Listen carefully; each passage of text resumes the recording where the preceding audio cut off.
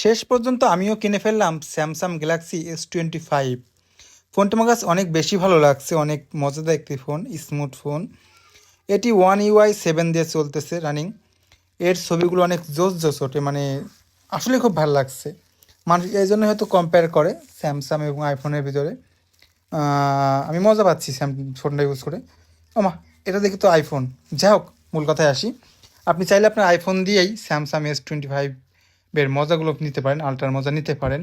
এটা খুবই সহজ। এটার জন্য যেটা করতে হবে চলেন আমি দেখিয়ে দিচ্ছি। এটার জন্য এই অ্যাপটি প্রয়োজন, যার নাম হচ্ছে ট্রাই গ্যালাক্সি।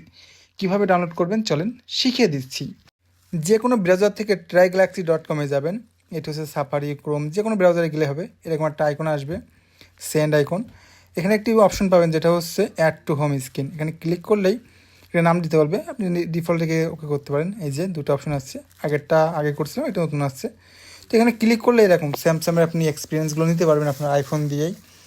এখানে ওয়ানে UI 7 চলতেছে, গ্যালাক্সি যে AI ফিচারগুলো সেগুলো ব্যবহার করতে পারবেন, মানে A to Z